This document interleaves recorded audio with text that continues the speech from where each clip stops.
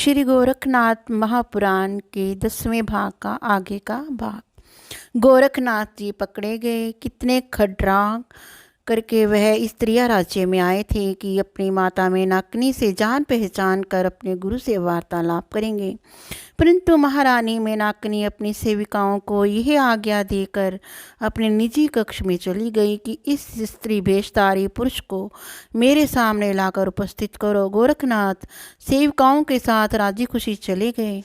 वहाँ उन्हें अति श्रेष्ठ स्थान बैठने के लिए दिएगा। तब रानी बोली, मैं आपका परिचय जानना चाहती हूँ। गोरखनाथ को हनुमान जी द्वारा रानी को सचेत करने की इस बात का पता था जो श्री राम और हनुमान जी के बीच हुई थी, इसलिए योग विद्या द्वारा अपना असली रूप प्रकट करके बोले, माता जी अब मैं अपने यथार्थ रूप में हूँ। आपके राज्य में पुरुष प्रवेश वर्जित था, इसलिए योग विद्या द्वारा मुझे स्त्री रूप धारण करना पड़ा। मेरा नाम गोरखनाथ है और योगी मछिंद्रनाथ जी मेरे गुरुदेव हैं। ये सुनकर रानी बोली कि बेटा, मैं तुम्हें तुम्हारे गुरु से मिलाई देती हूँ, फिर गुरु चेला आपस में निपट लेना। इतना कहकर वह गोरखनाथ को संग लेकर मछिंद्रनाथ जी के पास जा पहुंची और बोली, आपके शिष्य आपसे वार्तालाप करने आए हैं। गोरखनाथ ने अपने गुरु को रतन जड़ सिंहासन पर तकिए के सहारे आसीन पाया तो वह तुरंत ही मछिंद्रनाथ के चरणों को स्पर्श करके बोले, गुरुदेव आपका शिष्य गोरख आपको नमस्कार करता है। गुरु मछिंद्रनाथ जी ने अपने प्रिय शिष्य को सीने से लगा लिया और आशीर्वाद देकर श्रेष्ठ आसन पर बिठाया। उसके बाद कुशल क्षेम पूछा। तब गोरखनाथ ने अपने 12 वर्ष की विद्या प्राप्ति का ब्यौरा दिया कि किस प्रकार भगवान भोलेनाथ प्रसन्न हुए और राजा गोपीचंद के राज्य में पहुंचकर जलेंद्रनाथ की कैद का हाल जानना और कनफानाथ से आपके यहाँ मिलने का समाचार सुनाया। हनुमान श्री राम जी की भेंट का विवरण और कलिंगा सुंदरी के त्रिया राज्य में आने और स्त्री रूप धारण करके वगैरह का सारा हाल और वहाँ किस प्रकार विद्याएं सीखी और सब सुना डाला। मछिंद्रनाथ जी ने गोरखनाथ जी के गौरव की प्रशंसा की। अपने गुरु से अपनी प्रशंसा सुनकर गोरखनाथ बोले, गुरुदेव मुझे जो भी विद्याएं प्राप्त हुई हैं वे सब आप ही के आशीर्वाद से हुई हैं। मेरे क्रियाकलापों में आप ही का आशीर्वाद समाया हुआ है, इसी कारण मुझे कहीं भी असफलता का मुख नहीं दिखना पड़ा। मछिंद्रनाथ चुपचाप अपने शिष्य की वार्तालाप सुनते रहे और अपने गुरु को चुप्पी साधे हुए देखकर गोरखनाथ बोले, गुरुदेव अब स्वयं भी तो उधरवती जोगी हैं। आपको स्त्रिया राज्य की रानी के भोग विलास में लिप्त देखकर हमारे नाथ पंथ की कितनी निंदा हो रही है। गोरखनाथ की बात सुनकर मछिंद्रनाथ लज्जा से दर्शाते बोले, बेटा गोरखनाथ तुम्हारा कहना मिथ्या नहीं है, परंतु मैं विवशतावश ही यहाँ ठहरा हुआ हूँ। गोरखनाथ बोले, क्या आप मुझे समझाने की कृपा करेंगी, ये कौन सी विवशता है। मछिंद्रनाथ बोले, जब मैं तुम्हें बद्रीनाथ जाने का आदेश देकर स्वयं तीर्थ यात्रा को चल पड़ा तो सेतु बंद रामेश्वर में मेरी हनुमान जी से भेंट हुई। उन्होंने मुझे यहाँ आने के लिए विवश किया।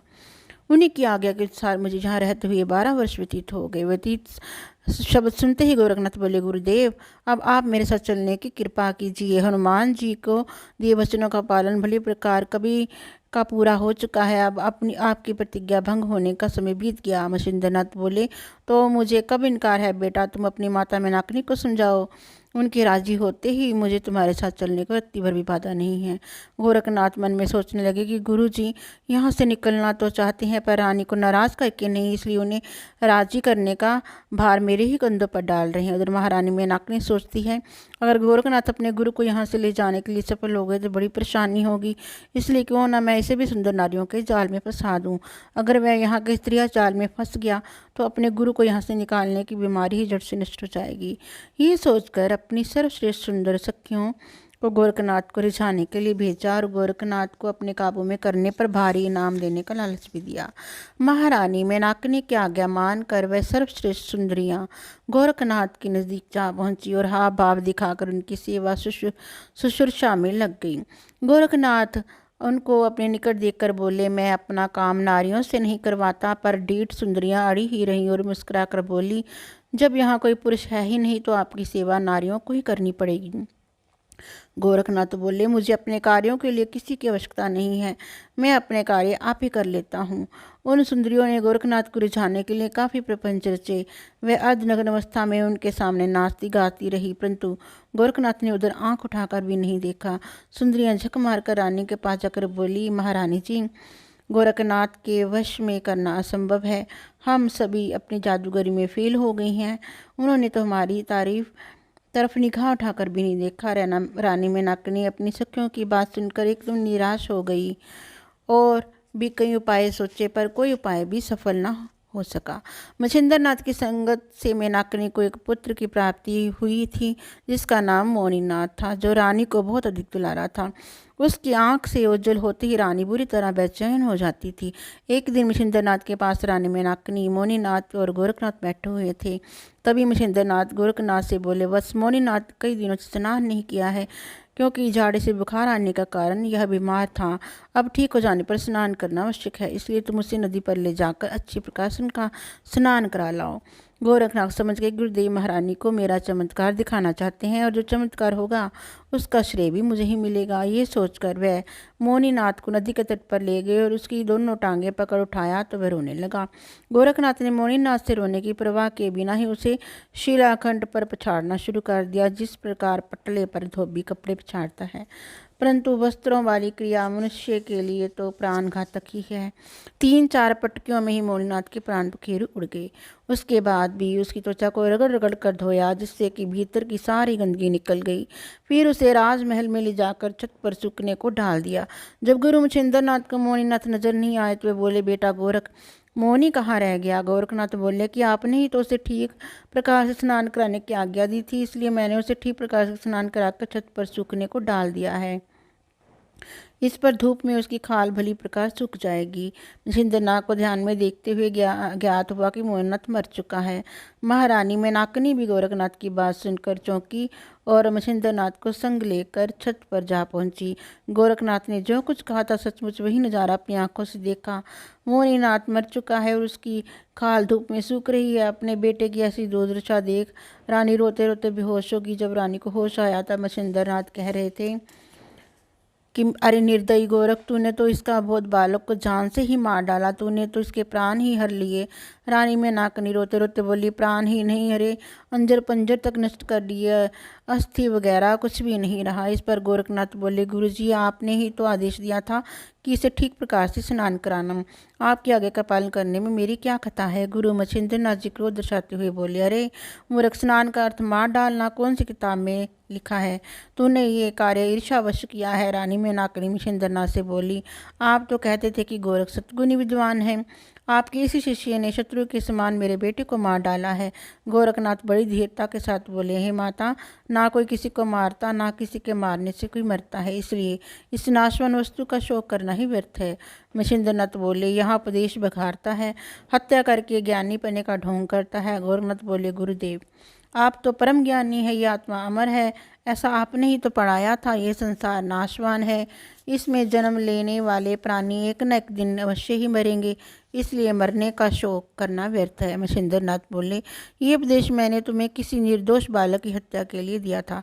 तू ही बता, मोनीनाथ के बिना हम दोनों की जिंदगी में अब रह क्या गया है? रानी बोली, क्या मैं अब जिंदा रह पाऊंगी? गोरखनाथ धीरतापूर्वक बोले, माता जी, अब किया भी क्या जा सकता है? जिसकी मृत्यु आई थी वे मर गया, मुझे जो सजा देना चाहो दे लो। मछिंद्रनाथ बोले कि मैं तो आज्ञा देता हूँ कि तू अपनी सामर्थ्य से मोनीनाथ को जीवन दान दे। अपने गुरु की आज्ञा को शीश चढ़ाकर गोरखनाथ ने संजीवनी मंत्र की भस्मी को अभिमंत्रित कर मोनीनाथ की खाल पर छिड़क दिया। फिर क्या था, एक की सूरत शक्ल वाले 108 मोनीनाथ उत्पन्न हो गए। सबका कद और रंग रूप एक सा ही था। एक साथ इतने सारे मोनीनाथ देखकर रानी मेनाकनी बड़ी ही विस्मित हुई।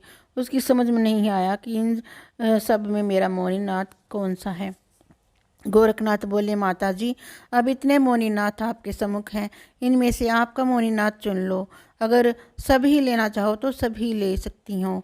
मेनाकनी रानी बोली, बेटा गोरख, तुम बड़े ही मायावी हो, अब अपनी माया समेट कर मुझे मेरा मोनीनाथ दे दो। मैं इतने सारे मोनीनाथों में अपना मोनीनाथ नहीं पहचान सकती। गोरखनाथ बोले, तो उसे अपना कहने का अधिकार ही क्या है? रानी बोली, सत्य बेटा, ये माया मोह छोड़ने से ही नहीं छूटता है।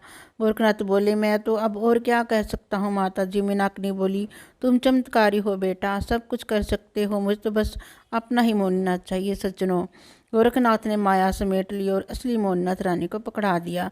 इस पूर्व घटना से मेनाकनी अति प्रसन्न हुई और गोरखनाथ को सम्मान की दृष्टि से देखने लगी। तभी गोरखनाथ दोनों हाथ जोड़कर बोले, मातेश्वरी, अब इतनी कृपा करो कि मैं अपने गुरु को अपने संग ले जाऊं। उनको ले जाना उचित है। उनके यहाँ रहने पर धर्म प्रचार की बड़ी बाधा पड़ी है। मैं नाकनी समझ गई कि अब गोरखनाथ अपने गुरु को ले जाए बिना मानने वाला नहीं है। ऐसे योगी के कार्य में बाधा डालना भी तो संभव है। ये सोचकर मैं नाकनी बोली, बेटा तुम अपने गुरु को ले जाए बिना नहीं मानोगी, इसलिए 1 वर्ष तक यहीं रुको, फिर मैं तुम्हारे गुरु को हंसी खुशी भेज दूंगी। गोरखनाथ बोले, 1 वर्ष तो बहुत है माता जी, इतने समय में तो हमारी सारी योजनाएं बिगड़ जाएंगी। परंतु आपको भी नाराज नहीं करना है, इसलिए 6 महीने यहाँ ठहर जाएंगे। गोरखनाथ की बात से संतुष्ट होकर रानी अपने कमरे में चली गई। तब गुरु चेले ने कहा देकर वार्तालाप प्रारंभ की। मछिंद्रनाथ बोले, बेटा गोरख, में नाकनी का मोह भंग करने का इससे सरल उपाय नहीं था। अब यहाँ से चलने में कोई विघ्न बाधा नहीं रही। गोरखनाथ बोले, गुरुदेव, आपने मोनीनाथ को घाट पर क्यों भेजा था और फिर उसके मरने पर इतना शौक क्यों किया? मछिंद्रनाथ बोले, रानी का मोह भंग करने के लिए ये सब करना पड़ा। तुमने जो भी किया मेरी इच्छा अनुसार किया, इसलिए तुम प्रशंसा के पात्र हो। सज्जनों, अगर सुख चैन हो तो 6 महीने बीते, देर नहीं लगती। एक दिन घटते घटते वह दिन भी आ पहुंचा, जिससे रानी की व्याकुलता बहुत बढ़ गई। वह रोती गा जाती थी और विदाई का बंदोबस्त करती जाती थी। उसने थोड़ा धैर्य रखकर मछिंद्रनाथ से पूछा, मोनीनाथ आपके साथ जाएगा या यहीं रहेगा? मछिंद्रनाथ जी बोले, ये सब तो तुम्हारी इच्छा पर निर्भर है। रानी मेनाकनी बोली, मेरे पिता उपरिक्त द्वारा आपकी अवधि में 6 महीने की देरी है, उसके बाद तो मुझे स्वर्ग लोक जाना ही पड़ेगा, इसलिए मैंने गोरखनाथ से 1 साल ठहरने को कहा था। उन्होंने 6 महीने की अवधि दी थी। ऐसी स्थिति में मोनीनाथ यहाँ अकेला ही रह जाएगा। आपकी मौजूदगी में तो हनुमान जी की गर्जना का प्रभाव इस पर नहीं पड़ता था। इसका अकेले उस प्रभाव को रोकना संभव है। ऐसी स्थिति में मोनीनाथ किसी प्रकार जीवित नहीं बच सकता था, इसलिए आप इसे भी अपने साथ लेते जाएं। मछिंद्रनाथ जी बोले, ठीक है मोनीनाथ, तुम हमारे साथ चलो। रानी ने चलते समय मछिंद्रनाथ की झोली में सोने की एक ईंट रख दी। ईंट के अलावा उसके वस्त्र आदि रखकर उनके समझा दिया। जब तीनों चलने के लिए तैयार हुए तो रानी ने मोनीनाथ को गोदी में लेकर प्यार किया और नैनों से नीर बहाकर पिता पुत्र को विदाई दी।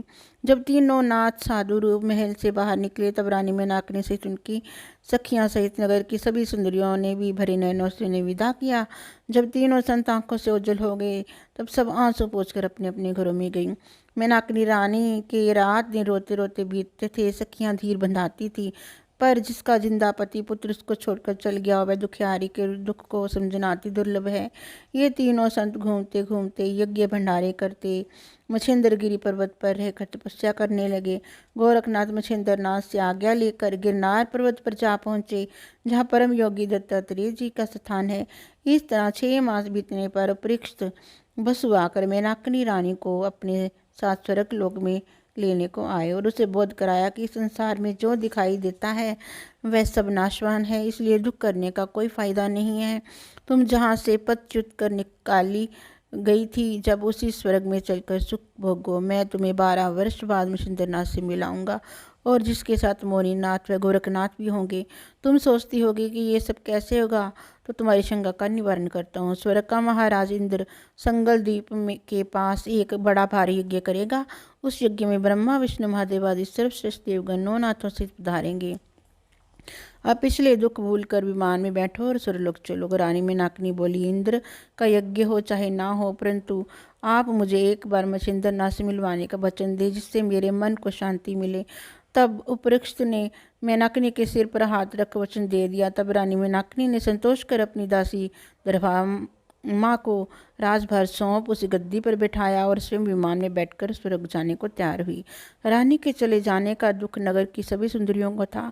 रानी ने सभी को धीरज बंधाया और समझाया कि दरभामा ही आज से तुम्हारी महारानी हुई, ये ही अब तुम्हारी रक्षा करेगी और तुम लोग भी इन्हें पूर्ण सहयोग देना। इतना कहते ही रानी का विमान चल पड़ा और वह शाप मुक्त हो स्वर्ग सुख भोगने लगी।